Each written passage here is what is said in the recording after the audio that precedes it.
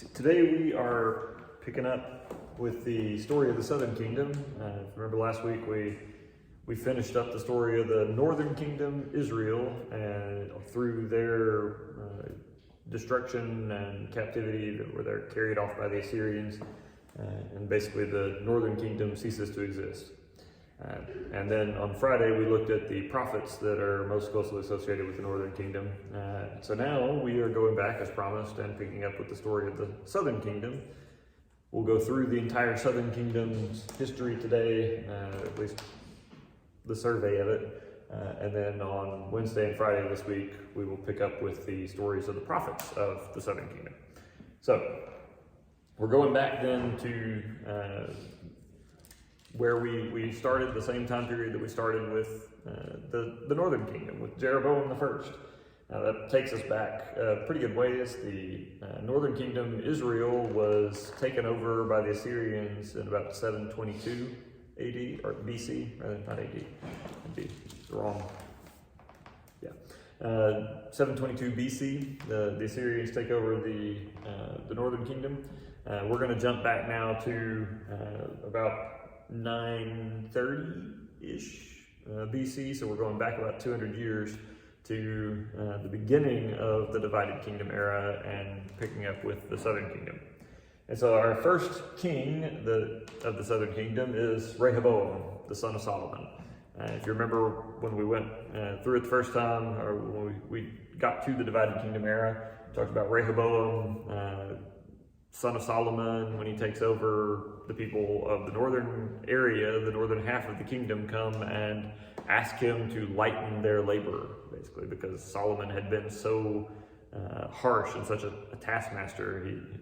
He had gotten to the point that people were working 3/4 of the year or better to produce goods and wealth for Solomon and for to do work for Solomon in his building projects.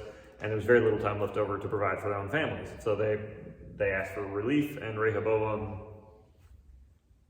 refuses with a colorful statement, if you remember.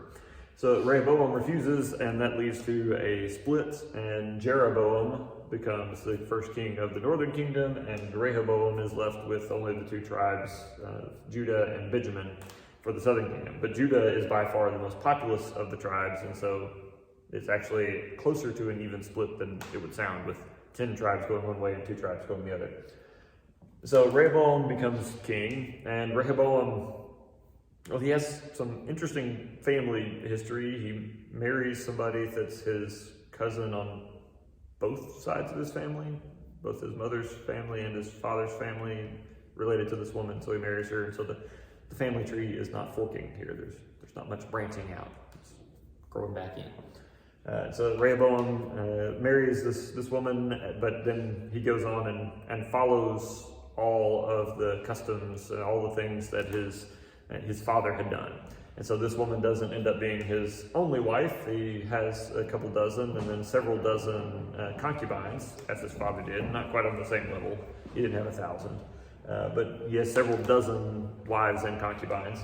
And he continues in his father's tradition of worshiping God, but also worshiping idols, and making sure that there's all of these worship places for all of these idols set up.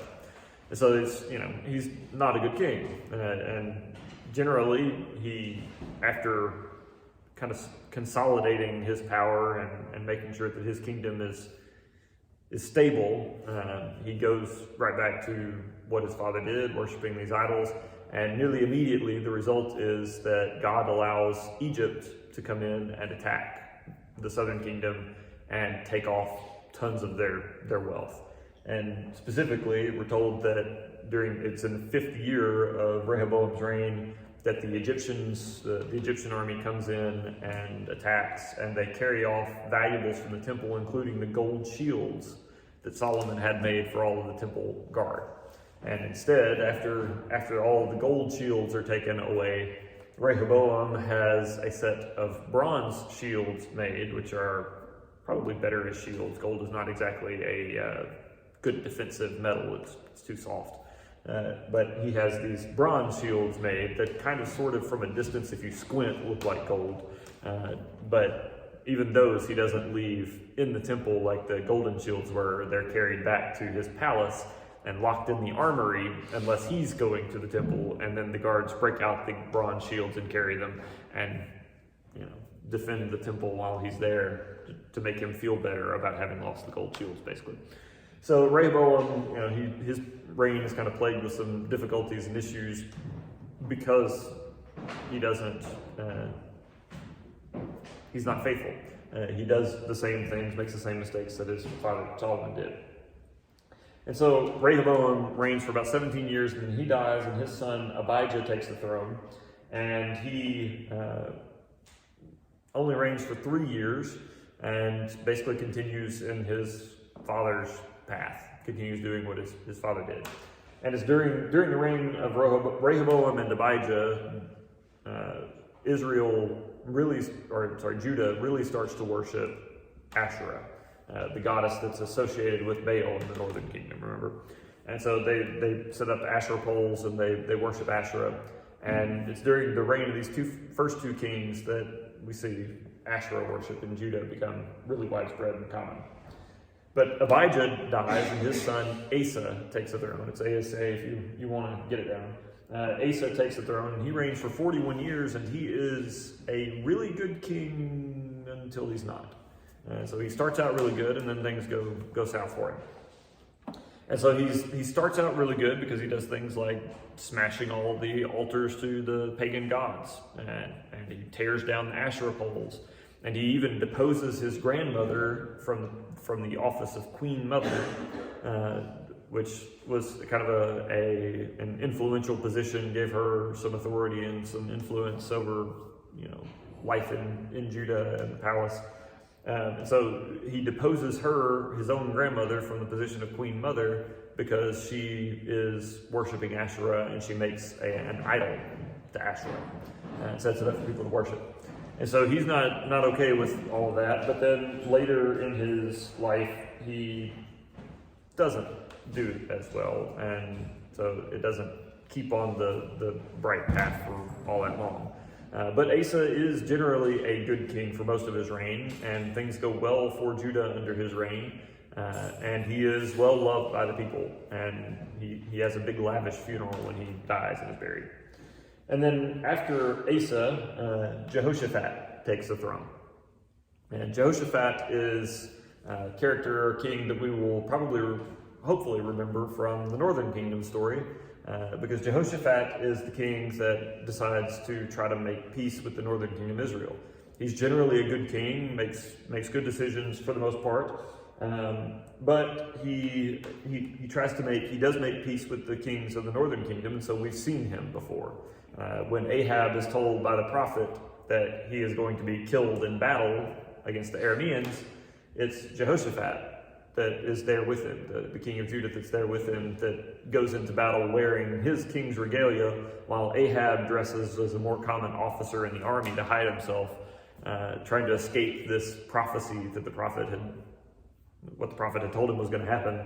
And Jehoshaphat is chased down in the battle, but when they realize it's not Ahab, he gets let go, or they stop chasing him, and Ahab is killed by a random arrow being fired by some random Aramean. And so Jehoshaphat is that king, the king that makes peace with the Northern Kingdom, Israel. So interesting, one thing I forgot to mention with Asa is one of the things that Asa did was when the Northern Kingdom, Israel, came to attack him, he got together a lot of money and gave it to the king of the Arameans at the time, and basically said, make a treaty with me and break your treaty with the Northern Kingdom, Israel, so that the king of Israel will withdraw from me. And the king of Aram, or the Arameans, is happy to do that, takes the money, breaks off his treaty, and starts attacking the Northern Kingdom. And that leads to the full history of the conflict between the Northern Kingdom and the Arameans that fills up, a big chunk of the time that we talked about over the last week, from Ahab's time all the way through towards the end of the Northern Kingdom's existence. So it was all set off by Asa making this deal with the king of the Arameans to break off his treaty with the Northern Kingdom.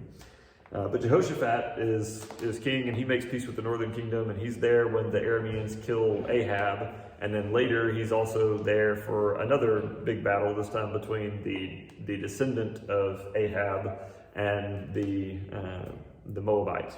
And so he makes peace with the northern kingdom and is on good terms with the northern kingdom through at least two of their monarchs, their kings. And he does a lot of good stuff during his life. He institutes a lot of civic reforms and institutes some educational reforms so that there's education offered in the southern kingdom of Judah.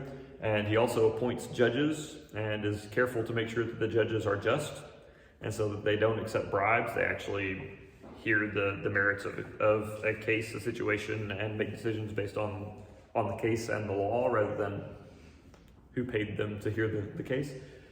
So he does that stuff. Those civic reforms are very good. He makes a pretty significant mistake, though, in that in order to broker this peace between the northern kingdom and southern kingdom, he arranges for or allows a marriage between one of his sons and one of the daughters of Ahab and Jezebel, and that's going to lead to some major conflict later on. But generally, Jehoshaphat does well, and he reigns for 25 years, and then he dies, and then his son Jehoram takes the throne. And Jehoram is the son that has a marriage arranged between himself and the daughter of Ahab and Jezebel, named Athaliah. Athaliah is the daughter of Jezebel and Ahab, and when she marries Jehoshaphat's son, and Jehoshaphat's son takes the throne, she and Jehoram work together to try to bring Baal worship into Judah. And so Jehoram, under Jehoshaphat's son, the temple begins to be neglected. Sacrifices may have stopped during this period, and they institute Baal worship and encourage worship of Baal and Asherah.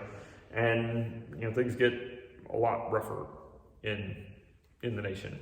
And eventually Jehoram dies, and his son Ahaziah takes the throne. And when Ahaziah takes the throne, he is the guy that's there in the northern kingdom when Jehu goes on his rampage to kill off all the descendants of Ahab. And since Ahaziah is a descendant of Ahab through his daughter, who is married to the king, was married to the king of Judah, he kills Ahaziah as well.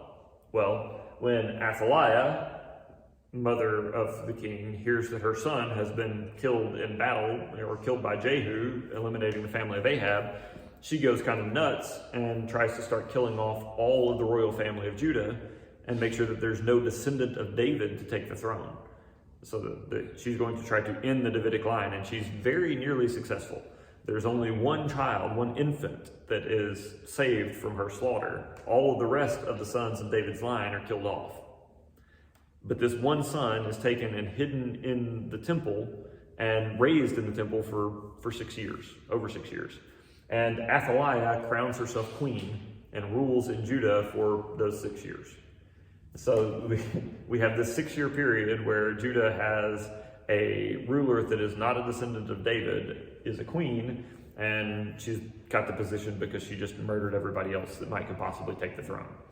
And so this was not a good period in the history of Judah. In fact, none of this period where Judah's rulers are associated with the rulers of the northern kingdom, associated with Ahab's line, is good. The people hate Jehoram, the guy that marries Athaliah's husband. They hate him so much that there is no mourning at all when he dies, and they refuse to bury him in the tombs of the kings of Judah.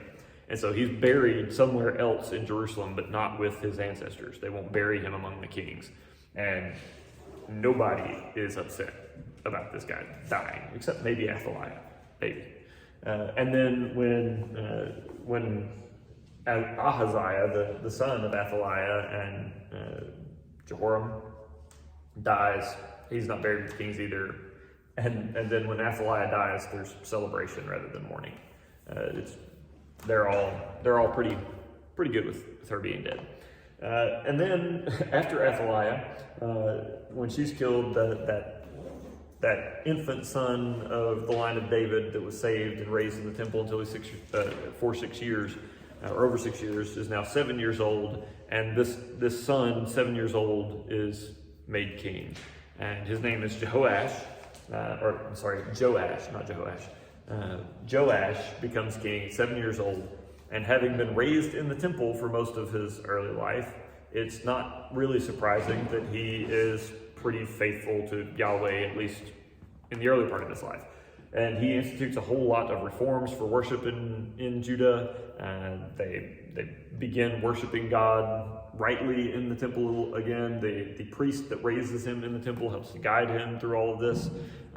And he is good for a long time. And it's actually under Joash we get the first example of what we might think of as an offering box in churches that was made. During the reigns of the previous kings that were not at all interested, kings and queen, that were not at all interested in worshiping God, that were worshiping Baal and Asher and such, the temple had started to fall into disrepair. There wasn't any maintenance being done on it. And so there was a lot of work that needed to be done on the temple. And so Joash gave commands that the money that was collected in the temple from the worshipers, as people came in to give their tithes, the money that was brought in should be set aside and used to pay workers to rebuild and to refurbish the temple, to basically do all the repairs and maintenance that were necessary. But the priests don't listen, and they don't do what was needed. And unsurprisingly, during the previous kings, a lot of the valuable articles that were supposed to be set aside and used only in the temple, a lot of those valuable articles were taken away and used for whatever the king at the time wanted, or just to sell them, or for wealth, whatever. And so they were taken out of the temple, and so the temple was left without a lot of the instruments dedicated to worship that were necessary, that they were supposed to have, and with the building that was falling apart. And so when the priests refuse to use the money as the king directs for the people for the rebuilding and the maintenance on the temple, he takes a big chest with a lock on it and has workers bore a hole in the top of it so that people can come by and drop their money in the chest, but the priests can't open the box to get the money out. And so every so often they'll come and take the chest out of the temple and bring it into the palace, and there it will be opened in front of some of the palace officials and some of the priests, and they'll take if it's anywhere near full, they take the money out and give it to the workers to continue the maintenance of the building. And then when all of the building had been rebuilt or maintained, brought back up to what it was supposed to be, they then take the money that was left over and start using the gold and the silver to make all the instruments that are necessary for all the worship practice. And so Jehoash makes an offering box and uses it to fund the rebuilding and reconstruction of the temple, and make sure that it is ready to be used again. But then later in his life, that priest that raised him dies. And once that priest that helped to raise him dies, he loses that influence, and some other kind of forces, some other officials and influential people in Judah start to be an influence on him, and he ends up turning away from worshiping God and abandons worship in the temple, and things start to go pretty south for him pretty quick. And so Joash starts out really well. He's a child king, starts at 7 years old, but by the end of his reign, he has abandoned worship of God and even kills the son of the priest that raised him when that son of the priest comes to confront him for his negligence and turning away from God. And so Joash was killed, and then there's a king named Amaziah, and Amaziah was basically a good king, but he is kind of unremarkable. There's just not a whole lot to know about him or remember about him. So he was basically a good king, but is basically faithful to God, but doesn't fully eliminate idol worship in Judah, and there isn't that much to say about him or tell about him. And then there is King Uzziah or Azariah. Different name, or different form of the name is given in Kings and Chronicles, but the name that is most commonly known is Uzziah because of the prophet Isaiah, because it's at the very end of Uzziah's reign that Isaiah becomes a prophet. And the call story of Isaiah in Isaiah chapter 6 starts with, in the year that King Uzziah died, I saw the Lord, and so on. And so Isaiah begins his work right at the end of Uzziah's reign. And so Uzziah is mostly a good king. He's actually very good for a long time. He builds a city that is important, and he builds fortified towers around the city of Jerusalem, builds them into the walls to make sure that the city is more secure, and he builds some fortified towers just out and about in various places to make sure that if any raiders come in, there's protection for people that are farming out away from the cities.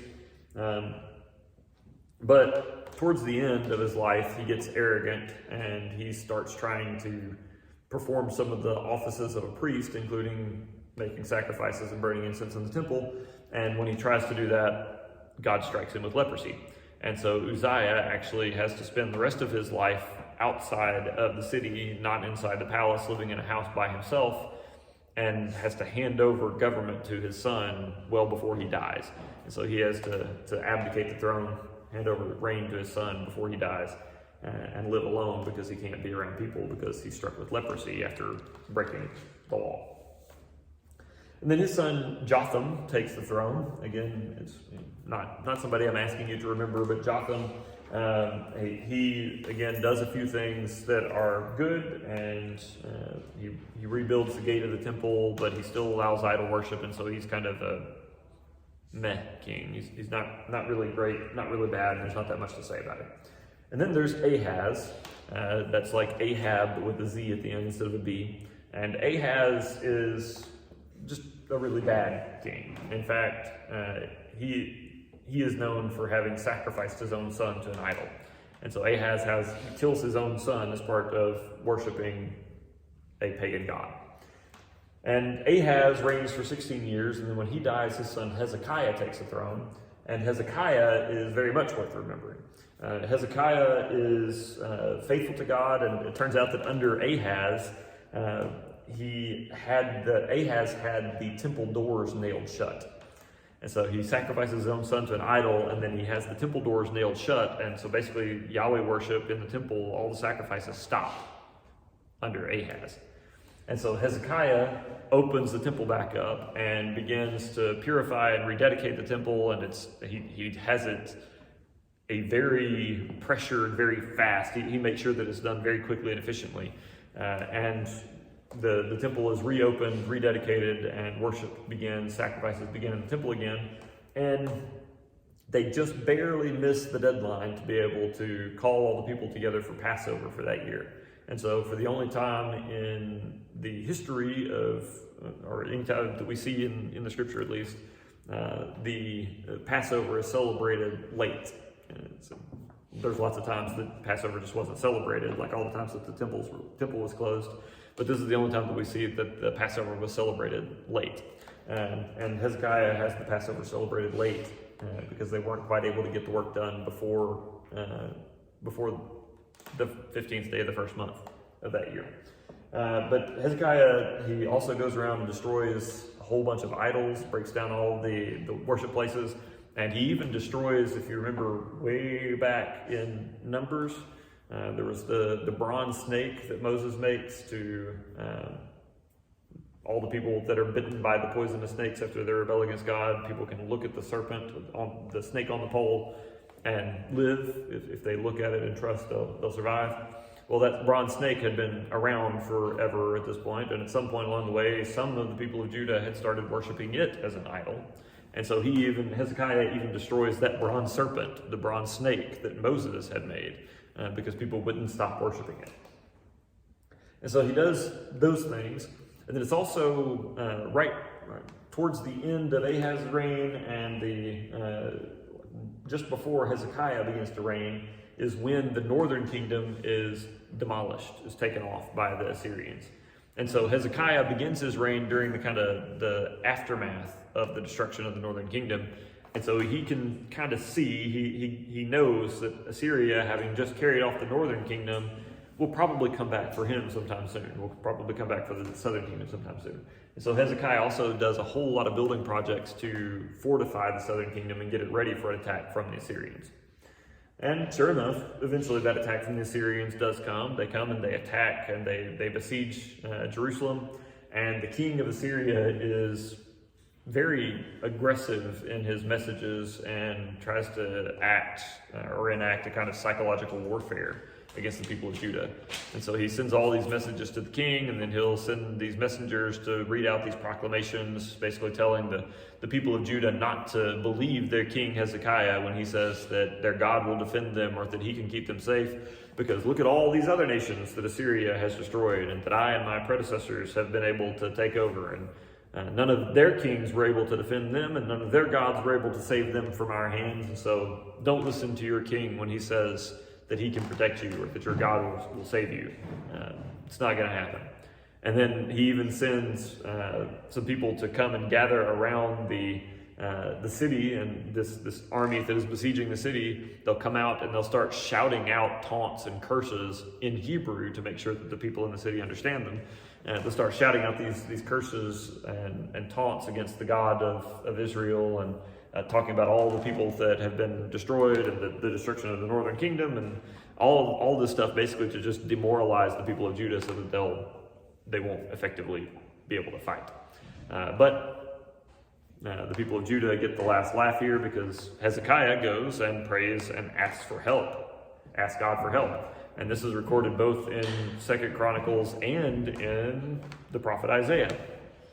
And Isaiah tells Hezekiah that God will give him the victory and save him from the hand of these Assyrians because of all of their arrogance and their taunting against the God of Judah, against Yahweh. And so sure enough, God basically just gets rid of the army. Just overnight, one night, tons of them die, and the king retreats back to Assyria. And when he arrives back in Assyria, his sons are so disgusted by the defeat at the hands of the people of Judah that they assassinate him and take his throne from him. And this, by the way, begins the destabilization of Assyria that is going to allow the next major empire to come along. And we're going to see them in just a second. It's during this time, after Hezekiah has had this victory over the Assyrians without actually having to do much for this victory over the Assyrians, the people of Babylon start to rebel against the Assyrians now that they've been weakened by the succession struggle of the Assyrian king's sons assassinating the king. That all destabilizes Assyria enough that the Babylonians rebel against them and start to build their own empire. And eventually the Babylonians are going to take over all of what used to be the Assyrian empire and then expand beyond that. But it's during this period that this kind of upstart group of Babylonians that are rebelling against Assyria come to visit Hezekiah.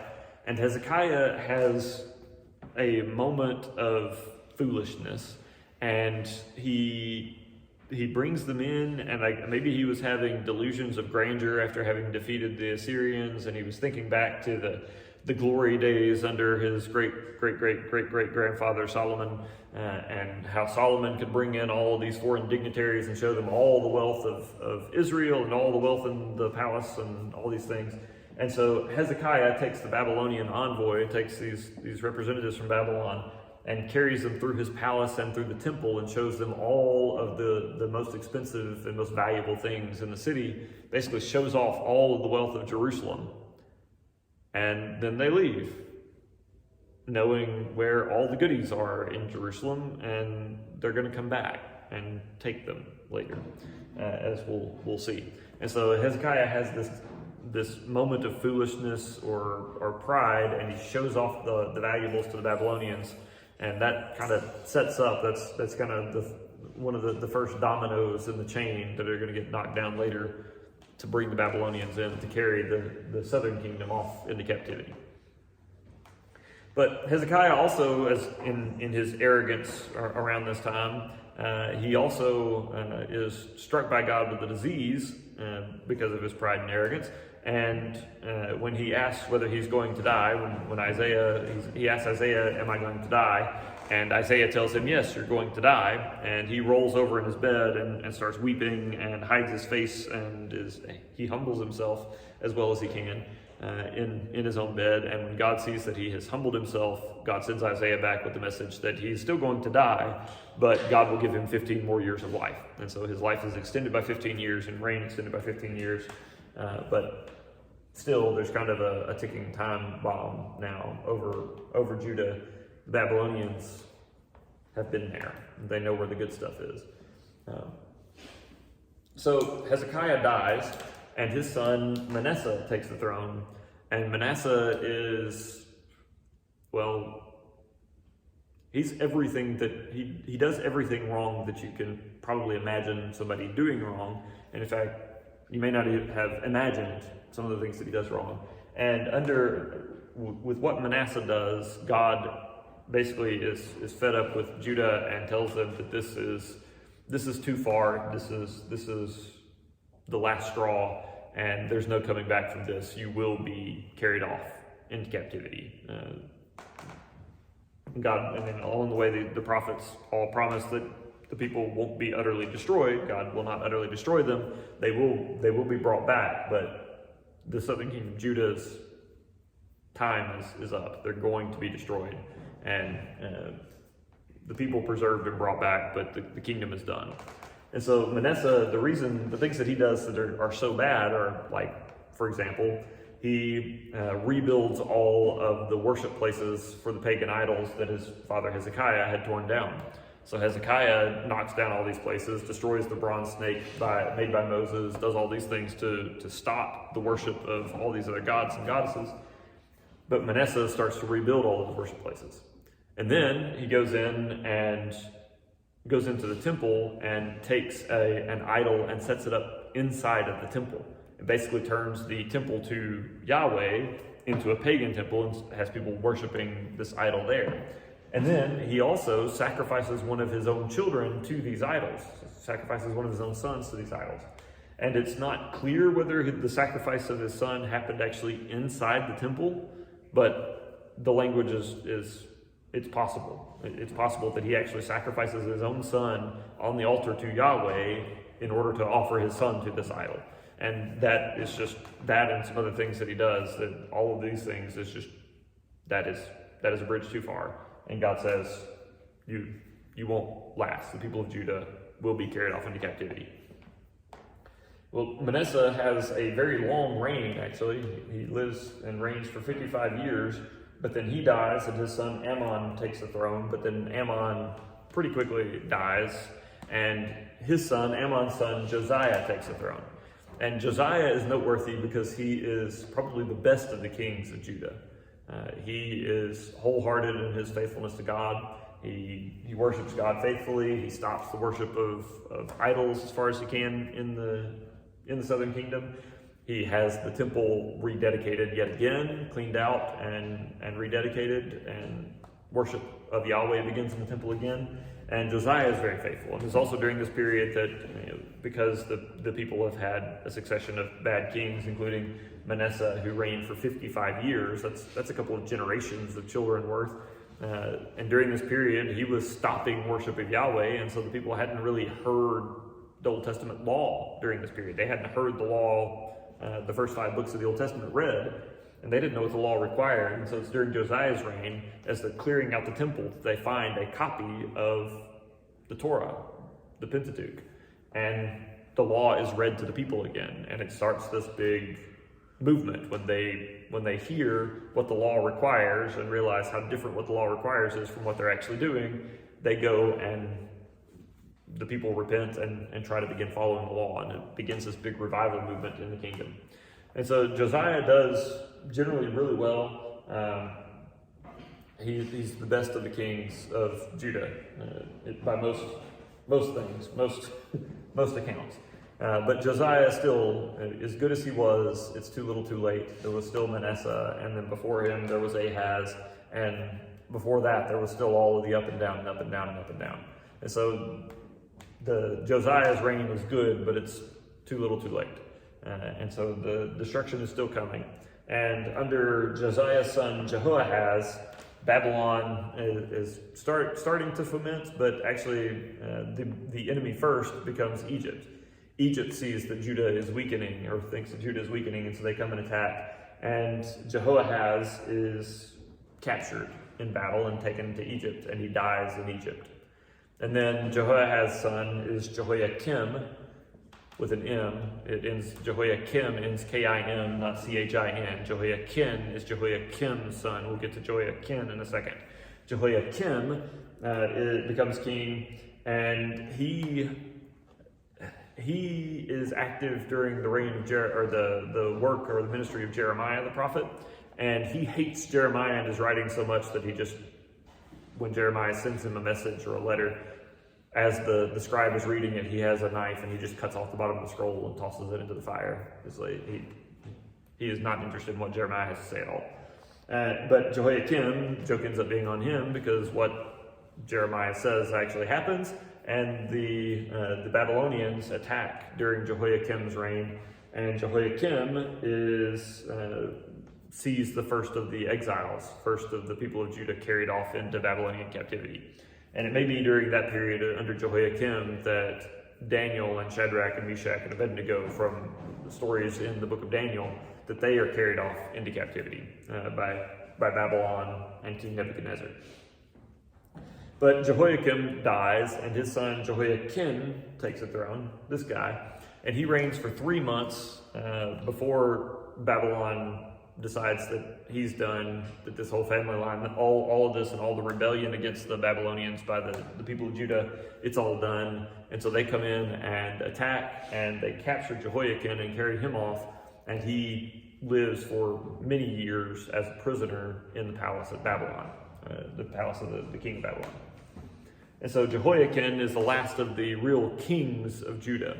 After Jehoiakim is carried off into captivity, and almost all of the rest of the people in Judah are carried off into captivity, Nebuchadnezzar finds a man named Zedekiah, who is of the royal line of David, a cousin to Jehoiakim or uncle to Jehoiakim, and makes him governor over Judah. And so basically, by this point, Babylon is not considering the people of Judah as a separate kingdom under the authority of Babylon or giving tribute to Babylon. Judah is just a province of Babylon now. They've been fully absorbed by Babylon. And Zedekiah takes the throne. It's not really a throne at this point. He's appointed as a governor by Babylon, but he sees himself as a king. And so after just a few months of being king, he decides to try, or of being governor, he decides to try to rebel against Babylon. And so the Babylonians come one more time and kill Zedekiah, and there's no longer going to be a governor from the people of Judah over the land of Judah. And so Jehoiakim ends up being the last of the kings of Judah, and he's imprisoned in the court in Babylon, in the palace in Babylon. And this begins the Babylonian captivity. It's the end of the northern king, or the southern kingdom. And this happens around 586 BC, that the Babylonians come in and take over and carry the people away. Now, there's a major difference between the Babylonian captivity and what the Assyrians did. The Assyrians, when they attacked the northern kingdom, the Assyrians had a policy of forced integration, and so they took people out and they forced them to scatter out all over the Assyrian Empire. They wouldn't let them meet together in large groups to maintain their cultural identity. They forced them to intermarry with non-Israelites, with people that weren't from their own tribes. And they wouldn't let the people continue to perform their worship elsewhere when they went somewhere else. And so basically this was under the Assyrians, the culture of the northern kingdom is nearly annihilated. The culture of the Israelites from the northern kingdom is nearly eliminated, and what's left is kind of blended and scrapped together with Assyrian customs. Babylon had a very different policy. Their captured people, they would still deport most of them. They would still carry most of them away into exile. But when they were resettled in various cities across the empire, they were allowed to gather together in communities and have kind of an enclave or a community within the city. And they were able to continue their own worship practices and their own cultural practices as long as they didn't interfere with the practices of daily life of the Babylonian Empire. And so the people of the southern kingdom, Judah, maintained much more of their identity as the people of Judah, as God's people. And so they maintained their cultural identity much better and preserved their stories, preserved the records until after the captivity, after the Babylonian exile, and they're allowed to return. And it's during this period, after the Babylonians are taken over by the Persians, it's during the Persian period, during the Babylonian exile, or during this captivity, this exile, that the people of Judah start being called Jewish, has to do with the languages being spoken, but Jewish basically means of Judah. And so that's when they start being referred to as Jewish, which is why in the Old Testament, the only time that you see anybody referred to as Jewish is in the book of Esther, which is during that last part, late into the Persian period. So the book of 1st and 2nd Kings, the book of Kings, 2nd Kings specifically, ends with the destruction of Judah by Babylon. All of the valuables from Judah have been carried off by the Babylonians. Everything in the temple has been carried away. The temple is utterly destroyed, knocked down to nothing, and the people are carried off into exile. But there is this kind of last glimmer of hope in the story. At the very end of 2 Kings, the last word is about this guy Jehoiakim, this last king, who has been carried off and put in prison in Babylon. And under a successor of Nebuchadnezzar, not Nebuchadnezzar himself, but under one of the successors of Nebuchadnezzar, Jehoiakim is released from prison and treated with honor in the Babylonian court and allowed to eat at the king's table. And that's it. That's where the story ends in 1st and 2nd Kings. But that's the kind of last glimpse of hope that this descendant of David's line, this descendant of Judah, this descendant of David, the king, is released from captivity and treated with honor by the Babylonians. And that's kind of a foreshadowing or a hint of what's going to come next when the Persians allow all the people of Judah, all of the Jewish people, to return to their homeland if they want to and rebuild the temple. And eventually some descendants of of David's line will be appointed governors by Persia and allowed to reign over the people. And then later, much later, there'll be a reestablished kingdom of Israel, at least briefly. And so that's kind of the real brief summary version of the whole history of the southern kingdom of Judah.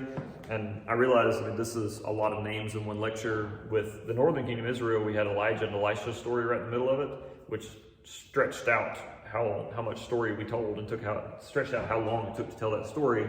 And so you got names over more than one lecture. And also the southern kingdom of Judah lasted for over 100 years longer than the northern kingdom, and so there's just more names to know. But just to re-summarize, just to make sure that you get all the basic information for these, what I want you to know for the exam. You have Rehoboam, the first king, who is just like his father Solomon, and his loyalties are mixed. He worships God, but he also worships idols. And because of that, the people of Judah end up being ransacked by the Egyptians during his reign. And then there's Jehoshaphat, who makes peace with the northern kingdom of Israel and institutes a whole lot of civic reforms, and that stuff is all very good. But also because of his peace with the northern kingdom of Israel, he brings in the influence of Ahab's family, and that causes a very dark period in Judah's history. And then there's Athaliah, the daughter of Ahab and Jezebel, who encourages, along with her husband, the king at the time, encourages Baal worship and worship of Yahweh. And then when her son becomes king after her husband and then is killed by Jehu, the king of the northern kingdom, she goes nuts, tries to wipe out all of David's family line, and crowns herself queen. And so she reigns for 6 years in Judah, and nobody is disappointed when that 6 years ends with her a bloody mess in her own palace gate. And so Athaliah reigns for 6 years as queen. She's the daughter of Ahab and Jezebel that brings Baal worship full-fledged into Judah. And then there is Hezekiah, much later than Athaliah, but Hezekiah, the king, who he becomes king immediately after the destruction of Israel by the Assyrians. The northern kingdom is taken out by the Assyrians. just before Hezekiah becomes king. And so he is the king that has to defend against the Assyrians attacking Judah. And he's also a major reformer and reopens and rededicates the temple for the people to be able to worship God after a previous bad king.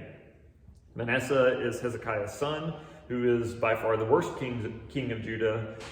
He desecrates the temple by placing idols in the temple for worship and even sacrifices his own son to those idols. And despite being a bad king, he has a very long reign, and that causes a whole lot of a long history of bad stuff happening in Judah, so that the next generations don't even know the law. They haven't even read it. And it's under Manasseh that God basically promises that Judah's done. Judah is gonna be taken out. Josiah is the grandson of Manasseh, who is a really good king, the best king Judah has. He institutes a lot of religious reforms and does really well. His people are very good and very happy during his reign, but all of these reforms are too little too late. They don't undo what Manasseh has done. And so God's promise for the destruction of Judah still stands. And then under Jehoiakim, grandson of Josiah, the Babylonians come in force and take out the southern kingdom of Judah, destroy the temple, break down the walls around Jerusalem, and carry all the people off into captivity. But then there's this last kind of glimmer of hope at the end of Jehoiakim's life, as he is released from prison in Babylon and then treated with honor at the king's table by the Babylonians, which is kind of a foreshadowing of the return that God has promised for the rest of the people of Judah. And then Babylon, of course, is the empire that takes over after the Assyrian Empire has done their worst. Babylon was a vassal state of the Assyrian Empire until the Assyrians began to weaken after attacking King Hezekiah and being sent back and the king being assassinated and all that. But after the Assyrians start to weaken, the Babylonians are able to rebel against them and then eventually dominate the entire Assyrian Empire and then expand beyond it. And so they expand to the point that they attack and take over Judah, the southern kingdom, and they begin the Babylonian exile, this deportation that takes the people away. And Nebuchadnezzar is the king of Babylon that does all of this to Judah. And we'll see a lot more about Nebuchadnezzar when we get to Daniel, after we get done looking at the prophets of the southern kingdom. So that's it for the southern kingdom. We will pick up with some of the prophets of the southern kingdom on Wednesday and Friday, and maybe into Monday next week. But that's it for today. If y'all have any questions or anything, please come and ask them now. Otherwise, make sure you get the sign-up sheet before you leave.